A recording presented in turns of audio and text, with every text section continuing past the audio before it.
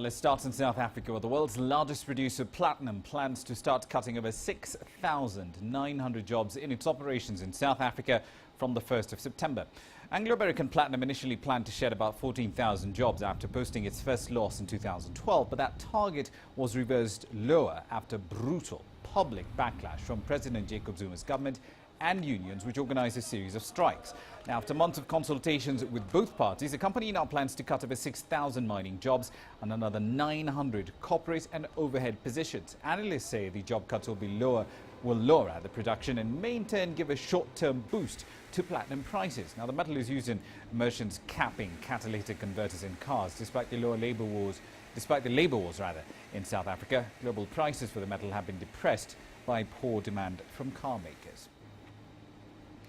Now, speaking of cars, South Africa's car industry, as we mentioned earlier, is at a virtual standstill. Strikes by the sector's main union have crippled output and caused disruptions estimated to cost car makers about $60 million every day. With the details from Pretoria, here's CCTV's Guy Henderson.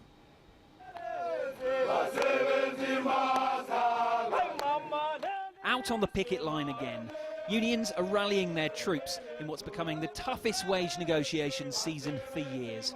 The gap in this sector does seem manageable, a 14% demand and 8% offer. But unions are talking tough. We've said to employers that this strike is likely to be the mother of all strikes that we had. On top of that, they want new benefits and say this strike will go on until they get them. What we cannot win when we out here on the street can never be won in the small room, in the boardroom. And that's our philosophy.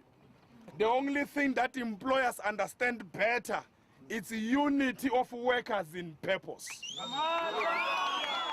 Now, unions say as many as 30,000 workers in the auto sector are now on strike. Employers say that number is significantly lower. But regardless, this is the kind of strike action that can start to cause severe disruption to a key sector in the South African economy. South Africa is an international car-making hub. It makes 500,000 vehicles a year and exports to 152 countries. But the industry reckons it's now losing $70 million every day in revenue and could lose far more down the line. If we prove ourselves to be an unreliable site for that export market, the consequence of that naturally is that the orders will simply go elsewhere, where they can be manufactured on a much more reliable basis. And the big loser at the end of the day will be South Africa. Though last year's chaotic and often violent unrest in the mining sector hasn't really spread, there's still a feeling among labour analysts that it marked a watershed and that it indirectly damaged support for the ruling African National Congress. There's great pressure on the COSATU unions and others, but especially the COSATU unions, to deliver on promises at grassroots level, where they've been accused of perhaps being out of touch. So you're seeing an increased zeal across the board. 8 months until the country casts its vote, there's incentive to mobilise. Guy Henderson, CCTV, Pretoria, South Africa. Now, for the latest developments on South Africa's labour woes, from mining to automaking, let's head to Johannesburg, where CCTV's Sumitra Naidu is live right about now. What's the latest on the auto workers' strike well into its second day, and of course the reactions to the impending layoffs at Amplats?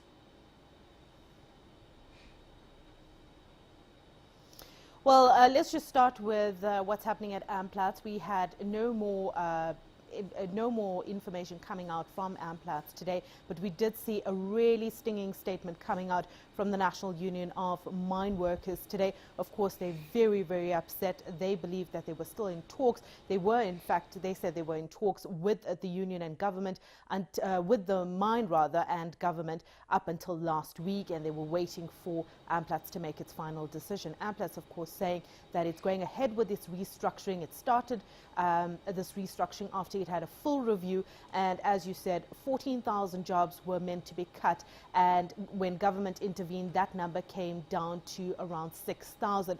Now Amplats announcing that 6,000 mine workers will be laid off, and 900 white-collar workers will also have to go, and of course they are looking at various ways of trying to keep them, but they can't make any promises, and of course they're still waiting for those that will come forward to take over voluntary packages. So of course the union coming out saying they're very upset about this. They feel that AmPlats has been underhanded in making this decision, and it says that it will decide on the type of action it will take going forward. So we're still waiting to hear in case they're going to go on strike. Looking at the motor industry, of course, second day into the motor industry strike, very, very disappointing for this industry. It's a huge export market, very important for the South African economy, contributes around 9 to 10% to the country's GDP. Here, we also haven't heard too much today. NUMSA, the National Union of Metal Workers South Africa, coming out today reiterating that the strike will continue until the demands are met. We do have some information coming through. Apparently there was a meeting last night. It went late into the night, and apparently the motor manufacturers did put on the table higher offers between 7.5% and 9%, but we've had no official confirmation. The information we're getting from that is that the unions rejected it. They are insisting on the 14% wage hikes, and they are looking for benefits and housing subsidies and travel allowances. They're not backing down from that. So we have no official confirmation in terms of that meeting last night from either the union or from the Motor Manufacturing Bargaining Council. Indeed. We'll have to leave it there for the time being. Thank you very much for that. That's CCTV Sumit tonight, you live in Johannesburg with the latest development from Africa's largest economy on the day when the rand, of course, dropped against American dollar as part of a wider sell-off on emerging market currencies. Now, speaking of emerging markets, the BRICS, that is Brazil, Russia, India, China and South Africa, all should continue to collaborate in the development of the African continent. Those were the words of the South African head of state, Jacob Zuma, at the inaugural BRICS Business Council meeting, which was held in Johannesburg earlier today. He noted that Africa is rising and is a continent, in his words, which is full of hope and promise.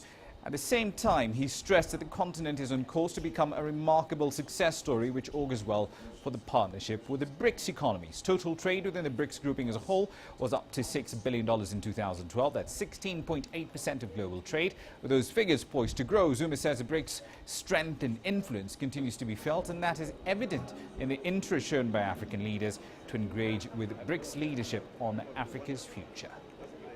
By 2015, we expect to establish a free trade area amongst these countries, combining the markets of 26 countries with a population of nearly 600 million people and a combined GDP of $1 trillion. Importantly, this will form the basis for an African-wide free trade area, which could create a single market of $2.6 trillion. This will enable us to further promote intra-African trade. Right, President Jacob Zuma of South Africa there. Over in North Africa, the unrest and recent violence that we have seen ever since early 2011 in Egypt is not only affecting its citizens on a day-to-day basis, but it's also crippling key sectors of that country's economy, with tourism being especially hard hit. Tourist arrivals in Egypt have fallen steeply as many countries have warned their citizens not to travel there. EU governments, for instance, have already warned holidaymakers to stay away completely from Egypt's Red Sea resorts, and that in turn has prompted some travel agents to stop all trips to Egypt altogether. Popular tourist attractions in Cairo remain closed, and that includes the Egyptian Museum, which houses hundreds of precious artifacts due to fear of looting and destruction. Analysts say the latest unrest looks likely to kill off the tentative recovery of a sector that made up over 10% of Egypt's GDP before the 2011 uprising in which Hosni Mubarak, the former president, was deposed. I think that the main reason for the absence in tourism in this last period is to do with security in the first place. Permitting some protests, the absence of security, different things like cutting off roads, protests from factions, and because of this, it affected the main cultural areas, Cairo, Luxor and Aswan. But I can't say that they're the main reason for that, because we worked and we achieved some success, but not fully, despite these conditions. At about 1/4 to the top of the hour, Herbal Matters are coming up next. Mira is it's culturally respected, economically respected, and if we fight Mira and solve Mira economically, we shall really finish. Much ado about cat. Kenyan growers and traders are set to start talks with the UK over the ban of that mild stimulant. We'll be live in London when we come back.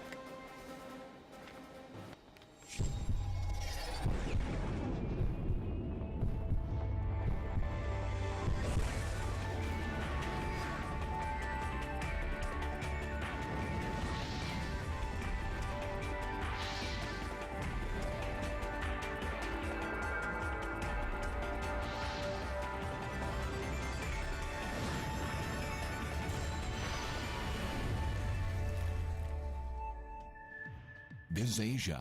Asia means business.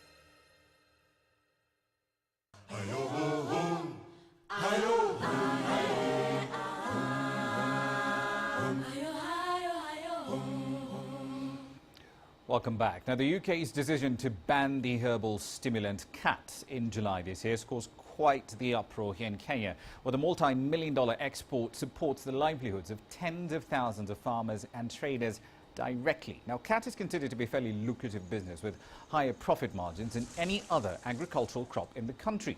About 15% of total output, worth some $7.5 million, is exported to the United Kingdom every single year, or at least until the ban that was the case.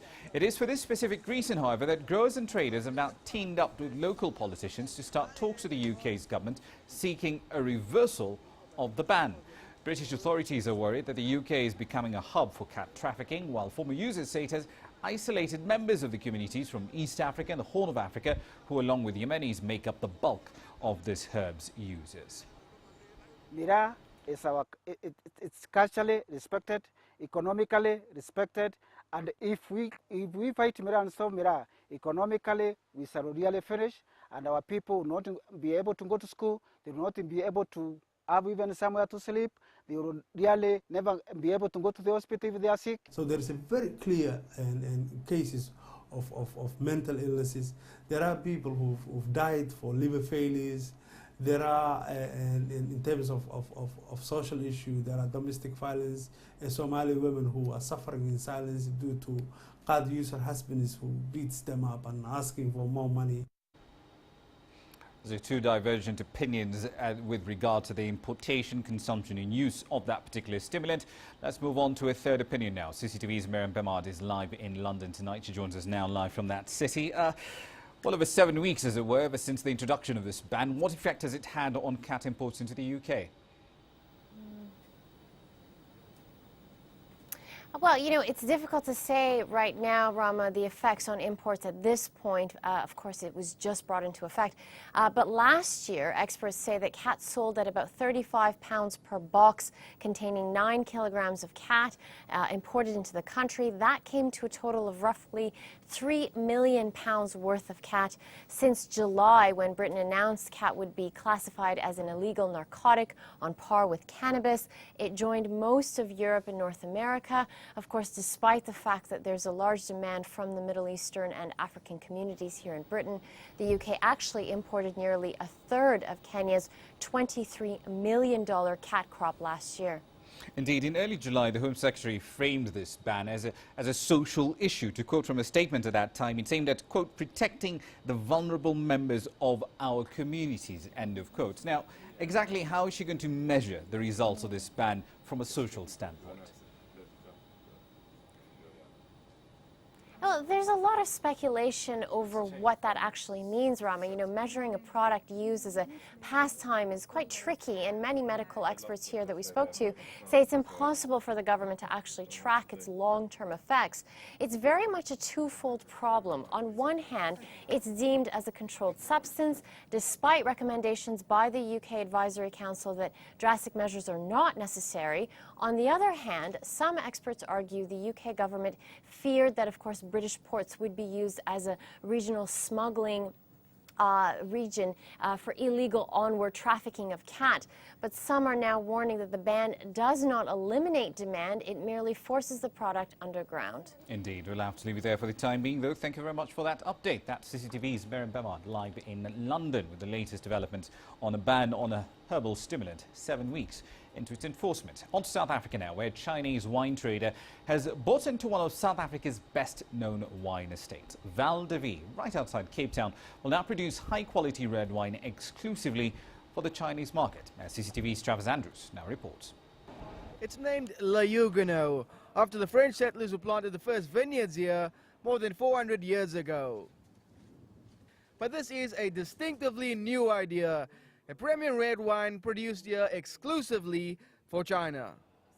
The wine cellar has been bought by Perfect Wines of South Africa, a joint venture between Jiangsu-based wine trader Perfect China and SA winery Leopard's Leap. I think it is really remarkable, the first investment of Chinese partners into a South African winery, and this will always be the first one, and I think we're going to make this a big partnership. South Africa's wine exports to China have more than doubled since 2007. Perfect Wines alone supplies around 1.4 million bottles to China each year. Taking a stake in a wine estate is the next step. Val de Vie's place in the sporting world will help in the marketing. The estate is well known for hosting international polo events.